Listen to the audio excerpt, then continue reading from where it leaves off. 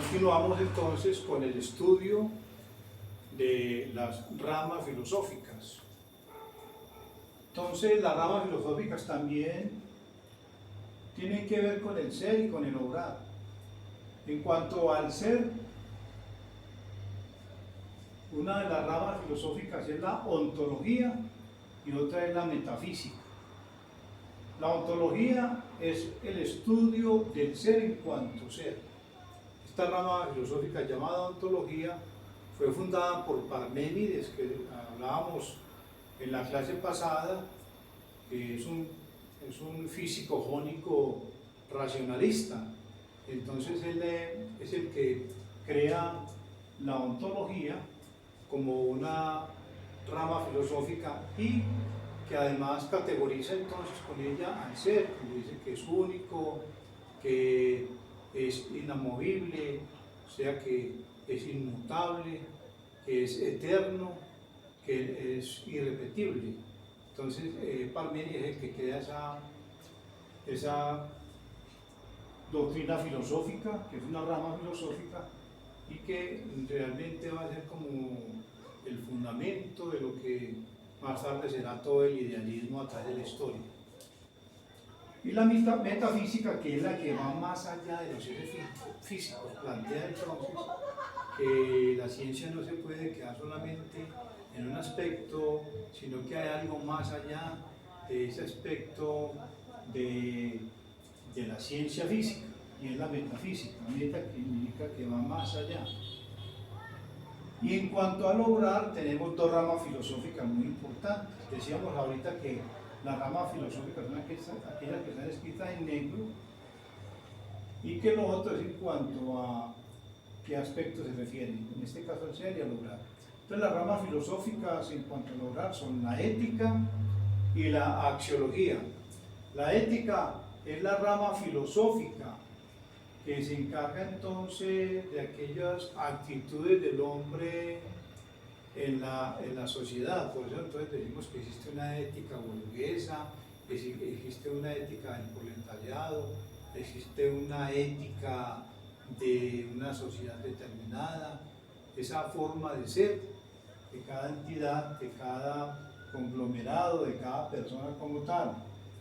Y la axiología, que estudia la jerarquía de los valores.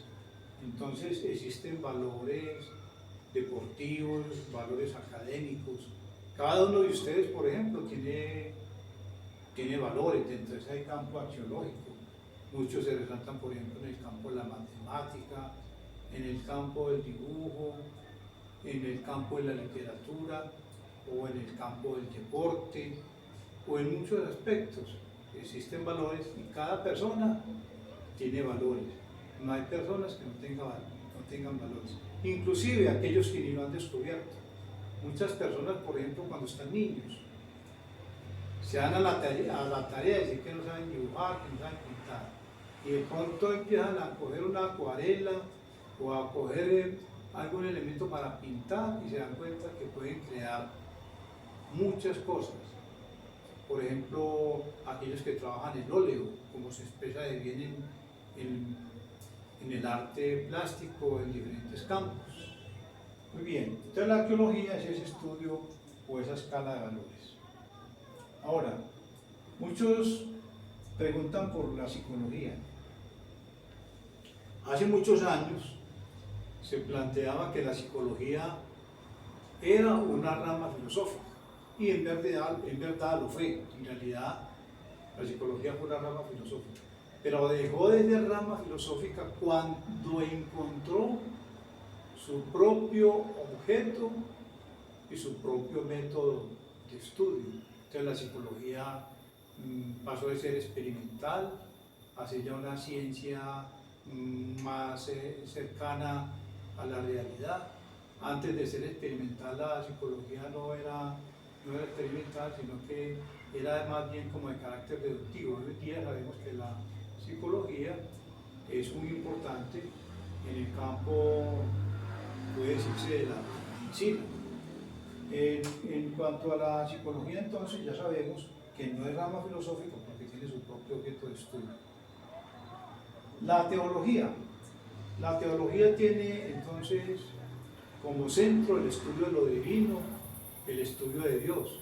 Entonces la teología no puede ser una rama filosófica, aunque en una época determinada en la antigüedad, con una escuela llamada la patrística y después la escolástica, se dio una confusión de la teología con la filosofía, pero no, la filosofía tiene su propio objeto, como también lo tiene la teología, que la teología es el campo de lo divino, a pesar de que algunos clericales o algunos denominados santos también se dedicaban a escribir algunas obras filosóficas. Tenemos el caso de San Agustín y Santo Tomás. Pero de todas maneras es independiente la filosofía y la psicología, lo mismo que la sociología, que es como ese estudio que tiene como objeto las comunidades, lo social. Esas no son ramas filosóficas. Esta es entonces esta parte del cuestionario de repaso, una parte, seguimos con ese cuestionario en las próximas clases, y entonces teniendo en cuenta esta explicación fundamentalmente, también leyendo la guía didáctica, pero principalmente la guía, esta exposición, ustedes van a desarrollar un taller que ya lo se planteará aquí donde está la guía didáctica. Muchas gracias por la atención, muy amables.